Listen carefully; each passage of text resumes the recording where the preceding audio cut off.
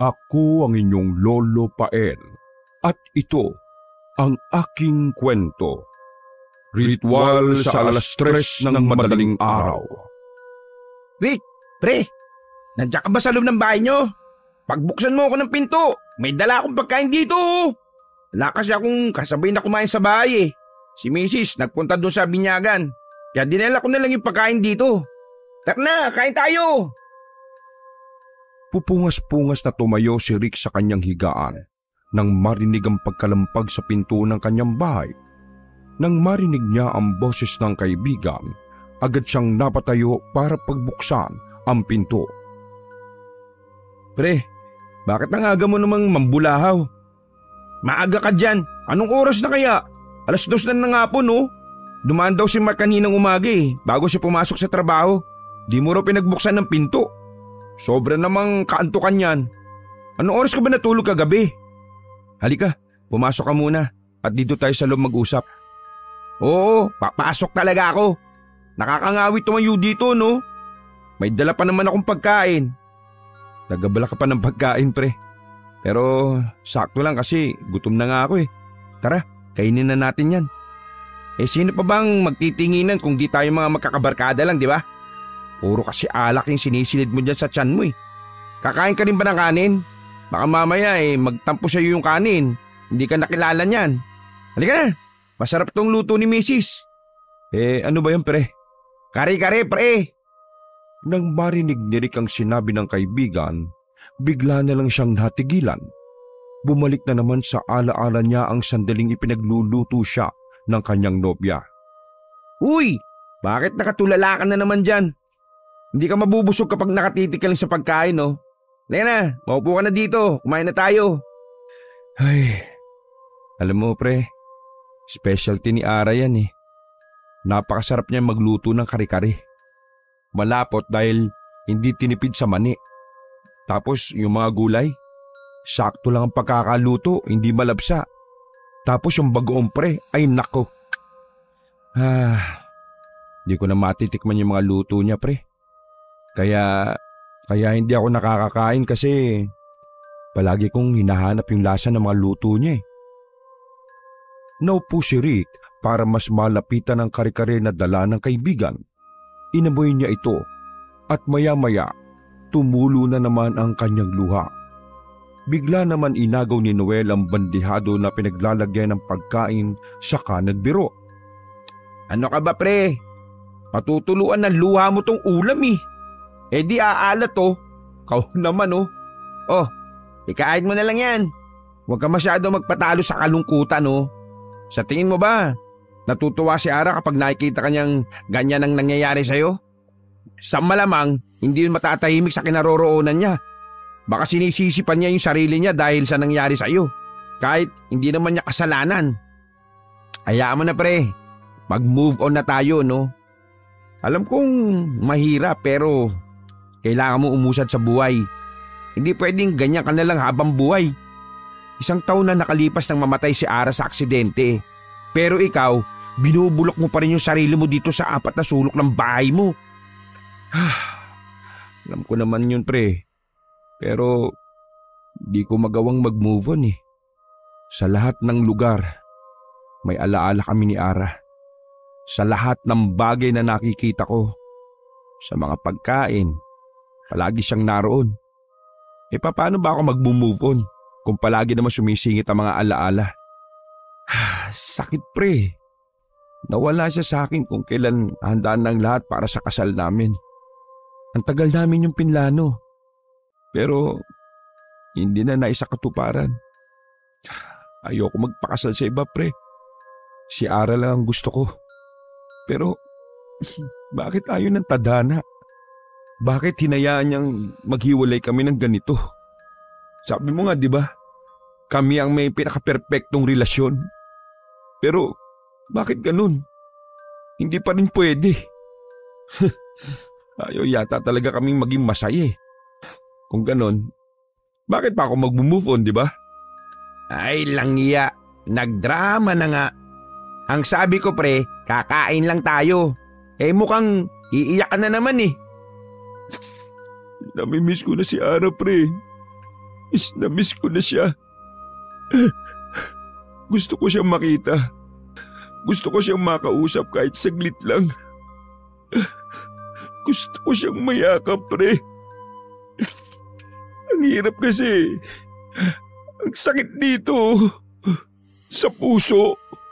Parang pinipiga puso ko, pre. Baka naman may alam kang expert. Di ba may ganon? Yung nakakausap nila yung namayapa na. Baka pwedeng kausapin ko si Ara. Kahit sandali lang.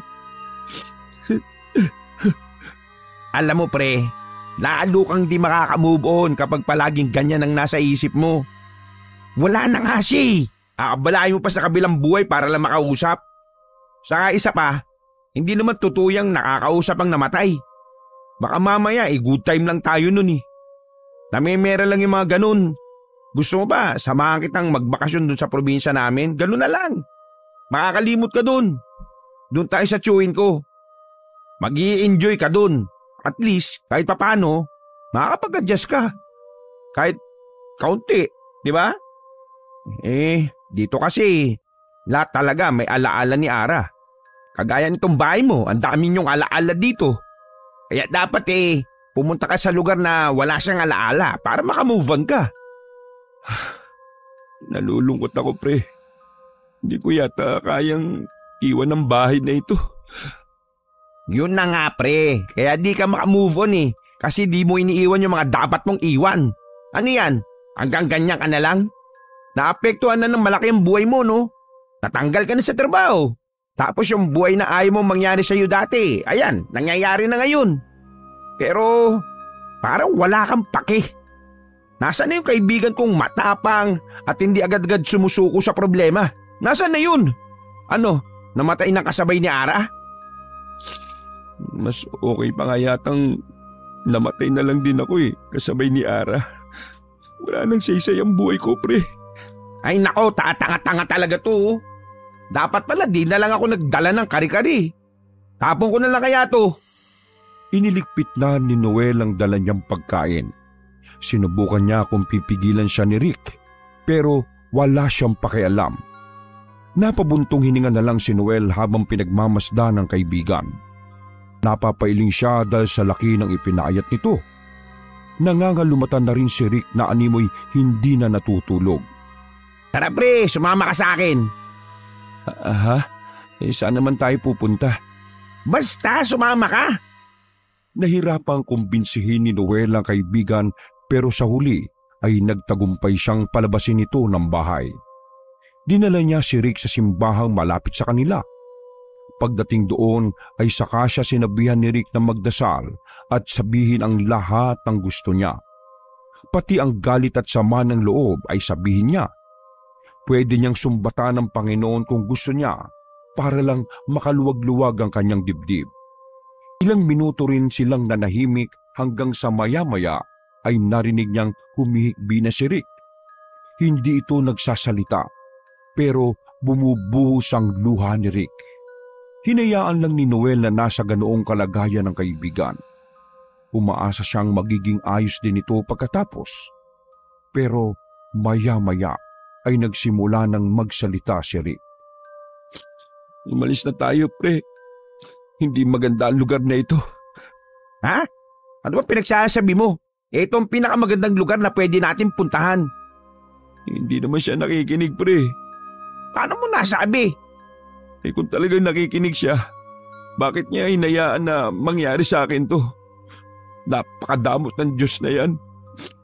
Hindi naman siya dapat nilalapitan Hindi niya alam ang sakit na nararamdaman ng mga tao.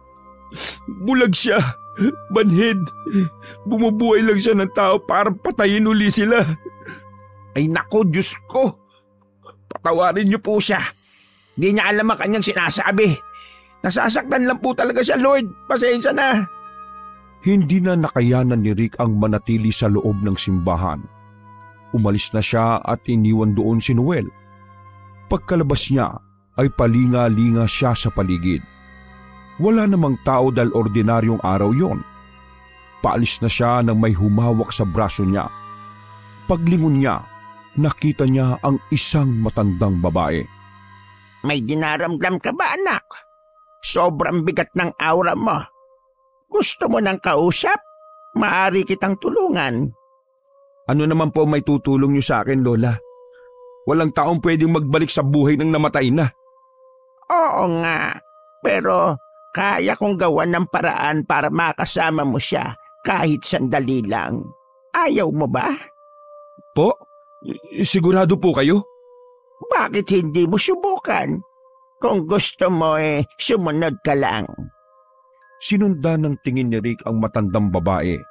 Maya-maya ay narinig niya ang boses ni Noel na tinatawag siya. Pero hindi niya na ito pinansin. Dahil sa kuryosidad niya, inisip niyang baka nga makatulong sa kanya ang matandang babae. Kung kaya't sinundan niya ito. Pumasok siya sa iskinita kung saan pumasok ang matanda. Habang papaloob siya sa lugar ay padilim naman ng padilim na parang pumapasok siya ng tunnel. Pasikip din ng pasikip ang daan at tila nauubos ang hangin. Nararamdaman na niya ang hirap sa paghinga. Panay ang tingin niya sa unahan. Nakikita niya matandang babae na diretso lang ang paglalakad. Sa paningin niya ay hindi nahihirapan ang matanda, hindi kagaya niya na pakiramdam niya ay habang nilalakad niya ang iskinita ay lalo siyang nahihirapan. Bumibigat ang kanyang pakiramdam na tila ba may gustong pumigil sa kanya. Nang huminto siya ay nakarinig naman siya ng boses. Kinakausap siya ng matanda. Pagtingin niya roon ay nakita niyang huminto na sa paglalakad ng matanda at kinakawayan siya. Halika anak, diretso lang dito. Makikita mo ang gusto mong makita. Ara, makikita kita riyan? Dahil sa naisip niya ay nagsimula siyang maglakad uli. Pinilit niyang malapitan ng matanda hanggang sa ilang dipa na lang ang agwat nila. Nang makalapit siya ay bigla na nang guminhawa ang kanyang pakiramdam na parang nagdahilan lang siya kanina. Ha? Ano yun? Bakit ganun? Ang weird naman nun. Kanina lang para akong mauubusan ng hangin tapos ngayon naman maayos na ako bigla. Lola, nasaan na po ba tayo? Dito sa bahay ko. Bahay niyo po ito? Kinilatis ng tingin ni Rick ang paligid. Nakita niyang isang bumunting bahay nga ang nasa harapan nila. Simentado ang bahay pero maliit lang. Pang isang tao lang. Nilibot pa niya ng tingin ang paligid dahil nagtataka siya kung bakit napakatahimik ng lugar. Wala po kayong kapitbahay? Ha? Meron. Masyado ngang nabubulagan ka ng iyong problema. Hindi mo nakikita ang mga nasa paligid. Nang tingnan uli ni Rick ang paligid, may nakita na siyang mga bahay. Halika na sa loob. Pumasok ka na sa loob at pag-usapan natin ang problema mo. Paano niyo po ako matutulungan sa problema ko? Nasa loob ang sagot. Halika, pumasok ka. Sumunod na siya pagkapasok ng matanda sa loob ng bahay. Pagkapasok niya sa loob, ikinabigla niya ang itsura ng loob. Pakiramdam niya ay madilim kahit pumapasok naman ang sikat ng araw sa nakabukas na bintana. Kumakabog din ang puso niya sa di malamang dahilan. Nabigla siya at nawala sa pagkakatulala nang magsalita uli ang matanda. Maupo ka. Gusto mo ba ng maiinom? Pero tubig lang ang maiaalok ko sa iyo, apo. Ay nako, ayos lang po yun, Lola. Salamat po. Sige, sandali lang ha. Ikukuha kita ng tubig. Pagkabalik ng matanda, bigla na lang nakaramdam si Rick ng panunuyo ng lalamunan. Parang sabik na sabik siya sa tubig. Parang napakatagal niyang hindi nakainom ng tubig. Nang iabot sa kanya ng matanda ang basong may lamang tubig ay kaagad niya itong ininom. Nakaramdam siya ng kaginawaan matapos inumin ng tubig. Mukhang pati ang pag-inom nakalimutan mo na rin gawin Bakit mo hinayaang huminto ang mundo mo nang dahil lang sa pagkawala ng mahal mo sa buhay? Napatingin si Rick sa matanda nang sabihin yon. Nagtaka siya kung paanong nalaman ng matanda ang tungkol sa problema niyang ganong hindi pa naman sila nakakapag-usap ng tungkol doon. Po? Paano niyong nalaman? Nababasa ko sa iyong mga mata. Sobrang lungkot. Wala na akong nakikitang pag-asa. Halika, simulan na natin ang pagtawag sa kanya. Sino pong tatawagin niyo? Ang taong dahilan ng iyong pangungulila. Si Ara po? Magagawa niyo po siyang makausap? Makakausap ko po ba siya?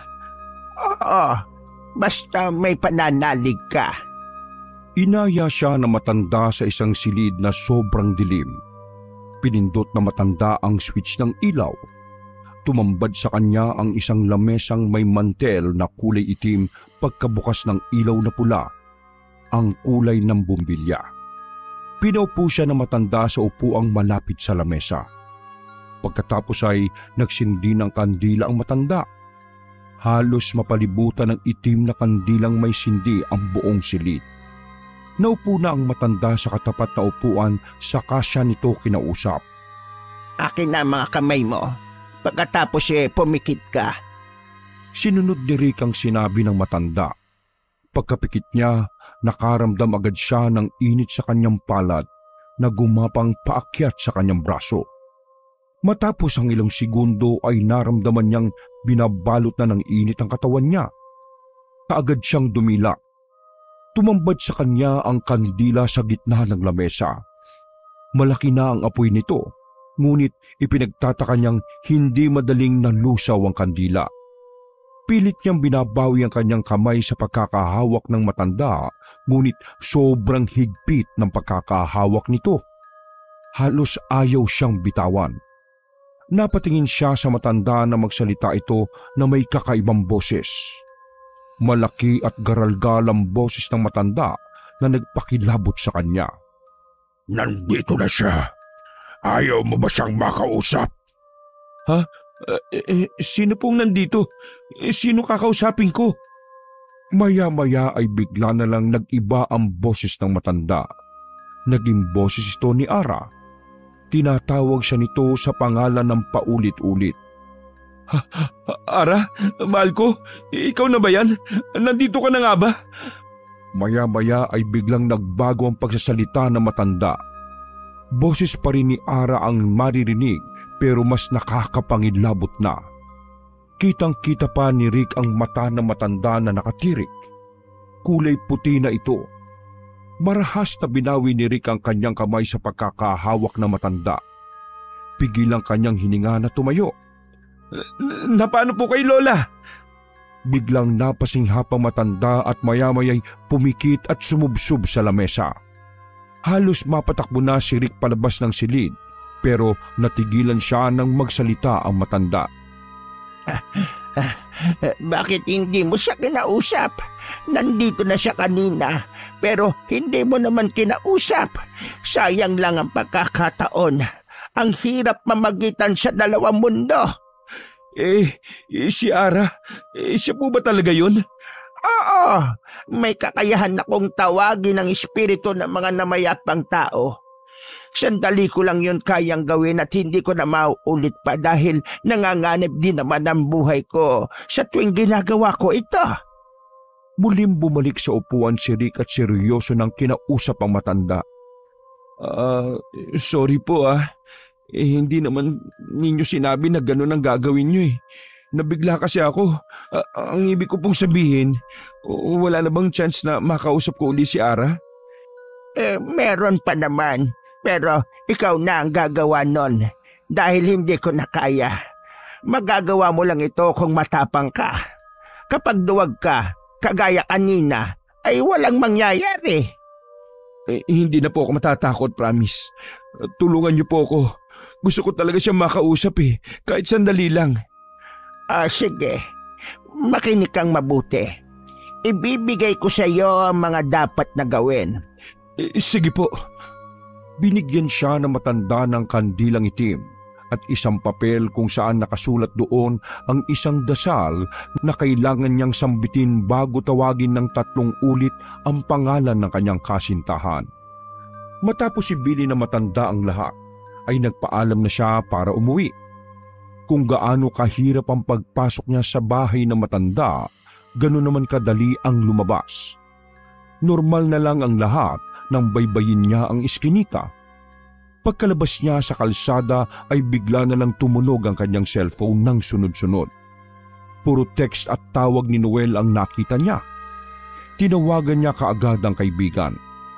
O pre, bigla ka na lang nawala kanina. Saan ka ba nagpunta? Ha? Ay, naku. Pasensya na pre ha. Ano kasi nagpahangin lang ako. Salamat pala sa pagsama mo sa akin kanina ha. Huwag ka na mag-alala sa akin, pauwi na rin ako. Sigurado kang okay ka lang ha? Oo pre, salamat ha. Pagkapatay niya ng tawag ay nagmamadali siyang umuwi ng bahay. Pagkapasok ay gusto na niyang gawin ng pagtawag kay Ara, pero nagpipigil siya dahil naalala niya ang bili ng matanda na epektibo lang ito sa oras na 3:00 ng madaling araw. Sa paghihintay niya sa oras ay nakaramdam na siya ng antok. Hindi niya mapigilan ang antok hanggang sa makatulog na siya. 1:00 ng madaling araw nang magising siya. Napasabunot siya sa buhok ng maalimpungatan. Inakala niyang lumagpas na ang oras. Dahil sa kasabikan niya ay kaagad niyang inihanda ang kandila. Paulit-ulit niyang binasa ang nakasulat sa papel para maging pamilyar siya sa mga salita. Latin ang pagkakasulat doon at kailangan pa niyang i-practice para hindi mautal. Nang mapatingin siya sa orasang nakasabit sa dingding, nakapabuntong hininga siya. Ilang minuto na lang, makakausap na rin kita, Ara. Hindi na ako matatakot ngayon. Miss na kita eh. Makausap lang kita at makasama ng ilang sandali. Magiging masaya na ako. Eksaktong 3:00 na. Sinindihan na ni Rick ang kandilang itim at itinulo sa sahig. Pagkatapos ay sumalampak siya at saka taimtim na dinasal ng 3 ulit ang nakasulat sa papel. Isinunod niya ang banggitin ng pangalan ni Ara. Paulit-ulit hanggang sa maramdaman niya ang kakaibang paglamig ng klima sa kanyang bahay. Napatingin din siya sa mga nakasabit na display sa dingding dahil nagsimula na itong maggalawan. Nanginig sa takot si Rick pero pilit niyang nilalabanan. Hindi ako matatakot. Kaya ko to. Si Ara lang naman tong magpapakita sa akin eh. Bakit ba ako matatakot? Di ba dapat matuwa ako kasi makikita ko na uli siya? Halos panawan siya ng ulirat dahil bigla na lang namatay ang kandila kahit wala namang hangin na papatay sa apoy nito. Maya-maya'y namatay rin ang bumbilya. Nilukob na ng dilim ang buong bahay. Lalo siyang nangilabot dahil nanunuot sa kanyang balat ang malamig na klima. Habang pinakikiramdaman ng paligid ay bigla na lang may humaplos sa kanyang tenga papunta sa batok. Naramdaman niya ang malalamig na daliring lumapat sa kanyang balat. Pero nakilala niya ang haplos na yon. Ganoong-ganoon si Ara sa kanya. Ara, mahal ko, ikaw na ba yan? Nandito ka na ba? Bigla na lang may bumulong sa kanyang tenga. Ramdam na ramdam niya ang malamig na hangin na nanuot sa tenga niya, kasabay ng pagsasalita ng babaeng tila nasa balong malalim ng gagaling ang boses. Bakit mo ako tinawag mula sa aking pananahimik? Bakit mo pa ako ginagambala? Ara, ako to si Rick. Nakalimutan mo na ba ako? Ang bilis mo naman makalimot. Habang ako, hindi pa rin ako makausap mula na mawala ka. Hindi kita kilala. Ginagambala mo ang aking pananahimik. Hindi. Bakit mo ako agad nakalimutan? Bakit? Ako to, si Rick. Hindi ba mahal na mahal mo ko? Bakit naman ganito? Bakit mo ako kinalimutan? Hindi kita kilala. Ginambala mo ang pananahimik ko. Biglang nagpatay sindi ang bumbilya sa kisame. Kada sindi nito ay nakita ni Rick ang kinakausap niyang nilalang. Nakatutok ang mukha nito sa kanya. Namilog ang mga mata ni Rick nang makita ang nakakatakot na itsura ng nilalang.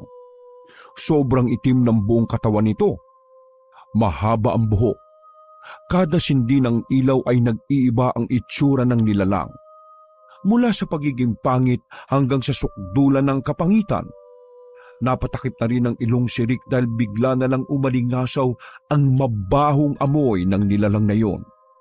Hanggang sa makita niya ang unti-unting naaagnas na maitim na balat at laman ng nilalang. Kada nalalaglag ang bahagi ng katawan nito ay lalong umaalingasaw ang baho. Napatakip ng bibig si Rick para pigilan ang pagduduwal niya. Sino ka ba? Hindi ikaw si Ara ko. Sino ka? Isa kang halimaw. Isa kang demonyo. Humalakak ang nilalang habang paulit-ulit itong nagsasalita. Sabi ko nga, di ba? Hindi na ako ang sinasabi mong si Ara. Dahil tinawag mo ko, isasama na lang kita sa himlayan ko. Hindi! Ayoko! Hindi mo na dapat tinatawag ang mga nakahimlay na. Wala kang pakundangan. Kung gusto mo siyang makita, dadalhin kita sa kanya. Hindi ko si Ara. Umalis ka! Layuan mo ako! Naramdaman ni Rick ang pagsakal sa kanya ng nilalang. Sobrang lamig ng kamay nito. Lalong nagtayuan ang kanyang balahibo dahil sa kilabot. Napahiga na siya sa sahig at hindi na nakapagsalita. Pilit niyang inaalis ang pagkakasakal sa kanya. Pero masyadong malakas ang halimaw na yon at nahihirapan na siyang huminga.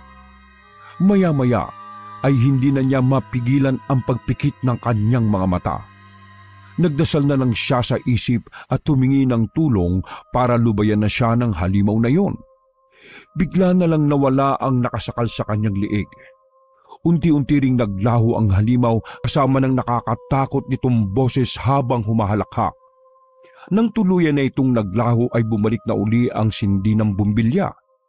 Ganon din ang itim na kandila. Sa takot ay tinabig niya ng kamay ang kandila dahilan para tumumba ito sa sahig at namatay ang sindi. Anong nangyari? Anong klaseng nilalang yun? Akala ko ba si Ara ang darating? Sinungaling na matandang yun ha. Isa siyang manloloko. Kinabukasan, pinuntahan niya ang matanda. Sobrang nagtataka siya dahil wala nang iskinitang pinasukan niya papunta sa bahay ng matandang babae. Oh, dito lang yun ha. Sigurado ako. Bakit nawala? Imposible namang maglaho lang yun ng ganon. Napasabunot na lang si Rick sa kanyang buhok. Gulong-gulo na siya sa mga nangyayari. Bigla siyang napaigtad nang may humawak sa kanyang braso. Mark? Uy, pre, anong ginagawa mo dito? Galing ka ba sa simbahan? Buti at lumalabas ka na ng bahay ngayon ha. Ano, kumusta ka na? Maigpit niyang hinawakan ng braso ng kaibigan at mautal-utal na kinausap ito. Pre, tulungan mo ako. May hindi magandang nangyayari sa akin eh. Ha? Bakit? Ano ba yun? May nagawa ako pre. Mukhang nakatawag ako ng halimaw o siguro isa yung demonyo. Ano ba pinagsasabi mo? Sabi ko naman kasi sa iyo huwag kang maglalagi sa loob ng bahay. Tingnan mo, mukhang nag-hallucinate ka na. Kumain ka na ba? Ha? Hindi pa nga eh. Yun! Yun ang sabihin mo. Tara, kumain muna tayo. Pagkatapos natin kumain saka ka magkwento. Dinala siya ni Mark sa isang karinderya. Dahil sa kagutuman ay napakain din siya at pansamantala niyang nakalimutan ang problema. O ano, ayos ka na. Nagutom ka lang siguro. Tingnan mo, dami mong nakain Gutom lang lahat yan kaya ka nagkakaganyan. Hindi pre, may nakilala ako kasing matandang babae. Tinuruan niya ako kung paano makausap si Ara. Sinubukan ko siya kagabi. Pero hindi si Ara yung natawag ko Parang halimaw na nanggaling sa ilalim ng lupa. Ano? Seryoso ka? Baka naman nagkakaproblema ka na sa sarili Pre, dahil yun sa pagpapabaya mo. 1 taon ang patay si Ara. Bayaan mo na siya. Hayaan mo na. Patahimikin mo na. Mabuti pa, asikasuhin mo naman yung sarili mo. Oo nga, kasi wala ka ng pamilya dahil ulila ka. Si Ara lang ang tanging pamilya mo. Pero nandito naman kami ni paring Noel. Hindi ka namin pababayaan, pre. Kaya huwag kang mag-isip ng kung ano-ano, ha. Gusto mo ba, doon na uli ako matulog sa bahay mo para may kasama ka? O baka gusto mong doon matulog sa apartment ko? Tama si paring Noel eh. Kailangan mong iwanan yung bahay na yun para makamove on ka. Hindi pare. Baka ngayong gabi, umepekto na yung ginagawa kong pagtawag kay Ara. Baka may mali lang ako nagawa kagabi. Siguro kung uulitin ko, baka makausap ko na siya. Pre, tumigil ka na please. Walang may kakayahang makausap ang patay, no? Dala lang yan na sobra mong pag-iisip kay Ara. Samahan mo ako doon sa bahay mo. Kunin natin yung mga damit mo at doon ka na muna sa apartment ko matulog. Pero pre, huwag ka nang tumanggi ha. Isipin mo naman kaming mga nag-aalala sa'yo. 1 tao lang ang nawala pre. Nandito pa kami mga kaibigan mo oh. Hindi lang naman si Ara ang babae sa mundo eh. Kung gusto mo, pwede kitang i-blind date. Kalimutan mo na yung si Ara. Nakipagtalo pa si Rick sa kaibigan pero sa huli ay tumahimik na lang siya dahil ayaw niyang lumayo ang loob ng kaibigan niya sa kanya. Naisip niyang tama nga si Mark. Kailangan na niyang turuan ng sarili na kalimutan si Ara. Isinama niya ang kaibigan sa kanyang bahay para kumuha sila ng ilang gamit niya pagkatapos ay umuwi sila sa apartment nito. Nakakatulong kay Rick ang pagtira niya sa apartment kasama ang kaibigan. Nagkaroon siya ng kausap at nababawasan ang kanyang alalahanin. Epektibo ang palaging pagkausap sa kanya ni Mark dahil nawawala sa isipan niya si Ara. Pero bumabalik din ang lungkot kapag naiiwan naman siyang nag-iisa dahil pumapasok sa trabaho ang kaibigan. Isang gabi, mag-isa lang siya sa apartment. Nagpanggabi ang pasok ni Mark. Pagkatapos niyang kumain ng hapunan ay uminom siya ng 1 boteng alak para pampatulog. Nang nahihimbing na siya, nakakarinig siya ng boses na tinatawag ang kanyang pangalan. Ara? Mahal ko? Nasaan ka? Ikaw na ba yan? Pagdilat ni Rick ay nakita niya ang babaeng multo na nasa kisame. Katapat niya ito at titig na titig sa kanya. Lumaylay ang mahaba nitong buhok at unti-unting naabot ng dulo nito ang kanyang mukha. Nanginginig siyang napapikit. Hindi ka totoo. Nasa isip lang kita. Imagination ko lang lahat ng ito. Hindi ka totoo. Sa muli niyang pagdilat ay nakahinga na siya ng maluwag dahil wala na roon ang multo. Napabalikwas siya ng bangon at pagkaupo sa higaan ay napailamos siya ng kanyang mukha gamit ang kanyang palad. Maya-maya, nakarinig naman siya ng mga yabag na papalapit sa kanyang kinaroroonan. Pinakinggan niya lang ito kung saan nagmumula. Bumilis ang tibok ng kanyang puso dahil naririnig niya ang yabag mula sa pintuan at papalapit ito sa kanya. Nang tumingin naman siya sa gawing yun, ay wala naman siyang nakitang naglalakad. Ano ba itong nangyayari sa akin? Mukhang lumalala na yung nangyayaring ito. Akala ko wala na akong mararanasang kakaiba pero bakit meron pa rin? Kasalanan talaga ito ng matandang yun eh. Saan ko ba siya hanapin kasi? Habang kinakausap niya ang sarili ay nakaramdam siya ng buhok na kumikiliti sa kanyang batok. Napapahagikik siya dahil nakikiliti. Pero natigilan siya nang maisip na wala naman siyang kasama sa apartment ng kaibigan. Binalot na naman siya ng kilabot dahil hindi niya alam kung anong nilalang ang nasa likuran niya. Napalunok siya ng laway pagkatapos ay dahan-dahang nilingon ang nasa likuran niya. Unang tinamaan ng kanyang paningin ay ang paa nitong maputla ang kulay ng balat. Itinaas niya ang tingin hanggang sa umabot ito sa mukha ng babae na halos matakpan ng mahaba nitong buhok. Sino ka ba? Bakit ka nandyan? Mabilis siyang napatayo nang magsalita ang babaeng multo. Tinatawag siya nito ng paulit-ulit. Sa bawat pagbigkas ng pangalan niya'y kilabot ang hatid sa kanya. Nagmamadali siyang lumabas ng bahay at walang lingon na tumakbo. Pinuntahan niya ang bahay ng kaibigang si Noel at kinalampag ng malakas ang pinto. Paring Noel! Paring Noel! Buksan mo ang pinto! Buksan mo to, bilis!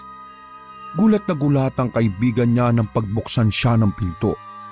Kagad siyang pinatuloy sa bahay at inabutan ng tubig para makainom at kumalma. Ano ba pre? Gabing-gabi na. Napasugod ka. Sabi ni paring Mike nandun ka raw sa apartment niya. Oo nga pre.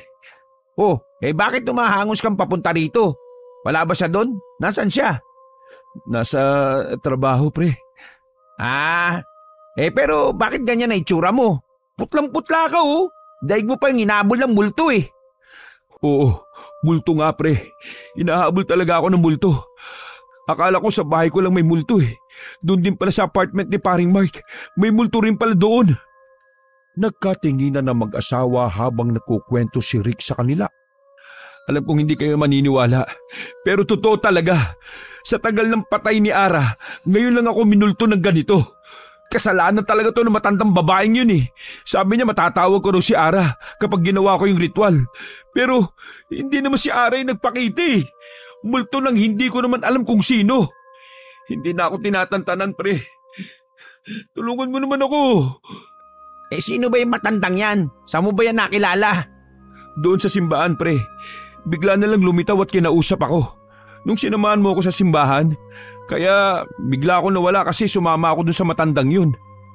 Napailing na lang si Noel sa pagkukwento niya.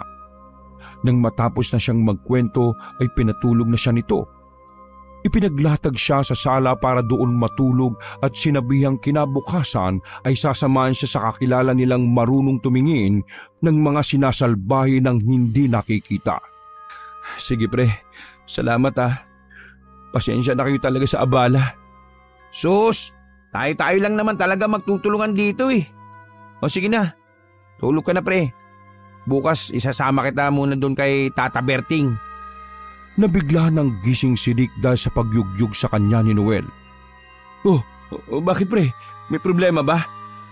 Sa tingin ko pre, kailangan na talaga natin pumunta kay Tata Berting. Bakit pre? May nangyari ba? Tingnan mo sarili mo sa salamin. Bakit?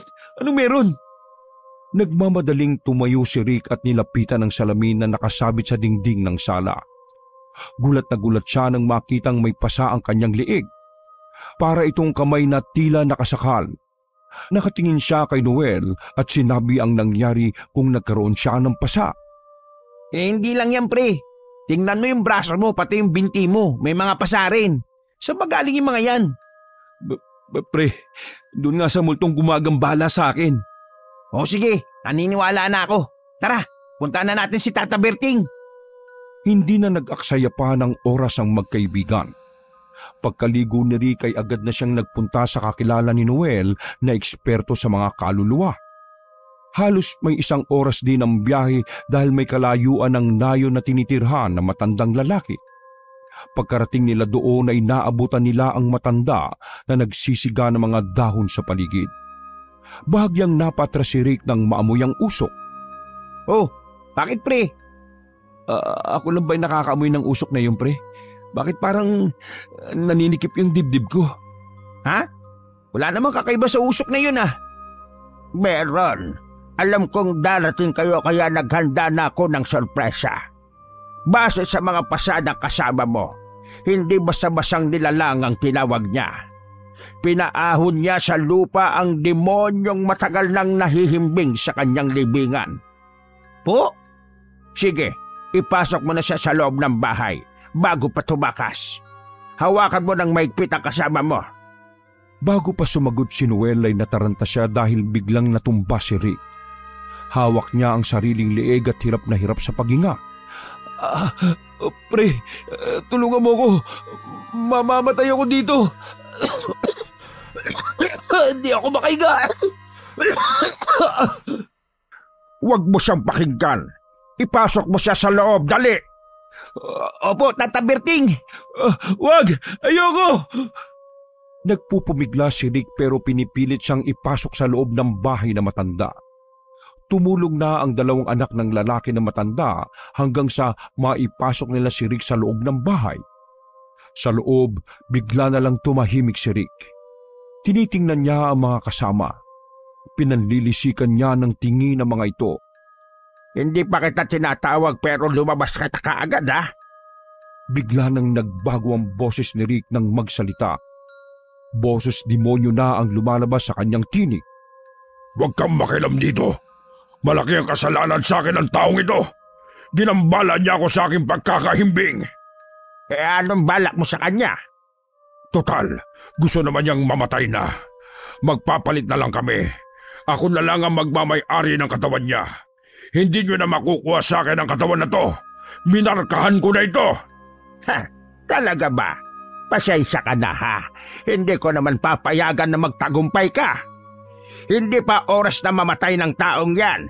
Hindi mo pa siya pwedeng kunin.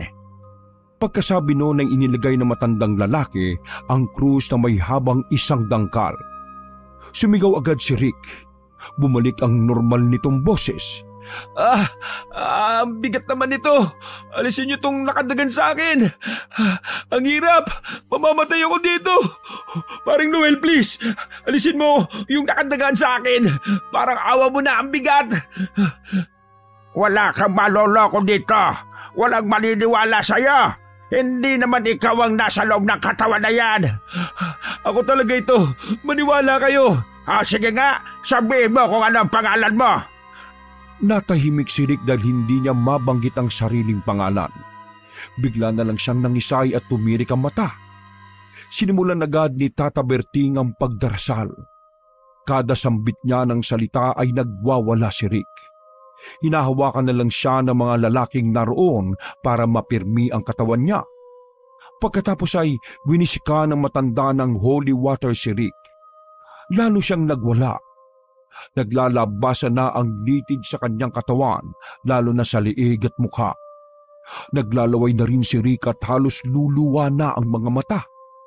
Paulit-ulit na itinataboy ng matanda ang espiritong nakasapi sa katawan ni Rick, pero nagmamatigas ito.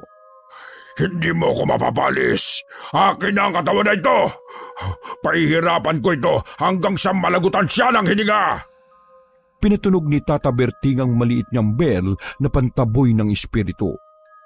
Kada patunog niya dito ay nagwawala ang nakasaping espiritu kay Rick. Panayang sigaw nito na itigil na ang ginagawa. Napapatakip na ng tenga si Rick at namimilipit sa sakit na nararamdaman. Hindi kita titigilan hanggat hindi mo iniiwan ang katawan na yan. Bumalik ka na sa himlayan mo. Magkaroon ka ng takot sa dakilang lumikha. Tumawa lang ng matinis ang espiritong nakasapi kay Rick.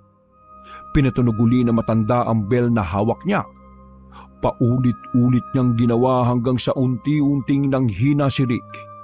Sinasalita ng matanda ang pagwiwisik ng holy water at ang pagpapatunog ng bell. Nang mahina na ang pag-ungol ni Rick, ay nag-usal na ng dasal ng matanda. Inutusan niyang umalis ang espiritu sa katawan ni Rick. Nung una ay nagmamatigas pa rin ito dahil nahihirapan na, ngunit hindi pa rin ito tinatantana na matanda. Hanggang sa kusa na rin itong sumuko.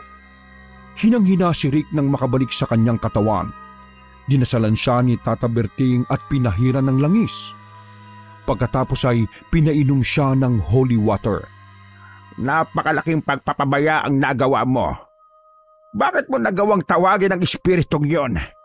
Kung hindi kita naagapan, ay nako, baka wala ka na dito sa mundong ito. Gusto ko lang naman pong makausap si Ara eh.